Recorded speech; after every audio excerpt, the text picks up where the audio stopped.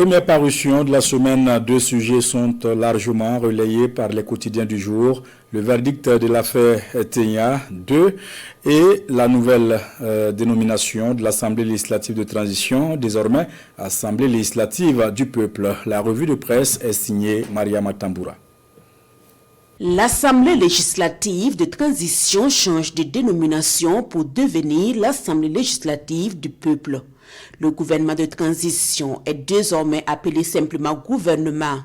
La révolution progressiste populaire est désormais consacrée dans le dispositif institutionnel du pays, explique le journal Le Pays. La charte de la révolution, qui remplace celle de 2022, modifiée en 2024, garde le cadre institutionnel essentiel, mais intègre cependant des ajustements dictés par de nouvelles réformes précises de son côté, l'observateur Palga. Charte de la révolution, l'architecture d'un renouveau, écrit le journal Le Quotidien, pour qui ce nouveau socle juridique consacre une rupture nette avec l'ordre politique antérieur.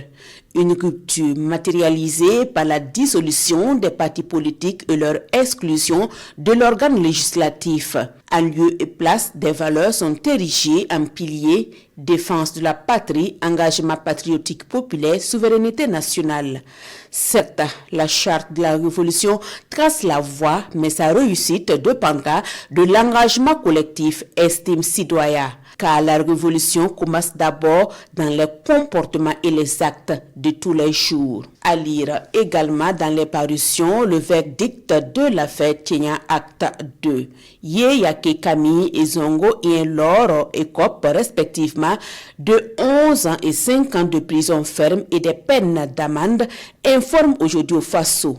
Le journal qui évoque également la confiscation de plusieurs biens immobiliers appartenant à Yeyake Camille et Zongo Loro.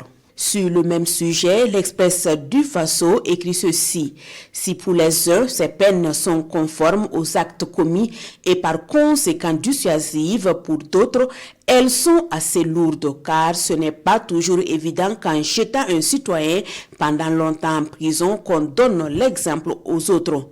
Le quotidien Bouboulé qui explique encore que dans tous les cas, les professionnels du droit disent que la prison ferme est l'exception.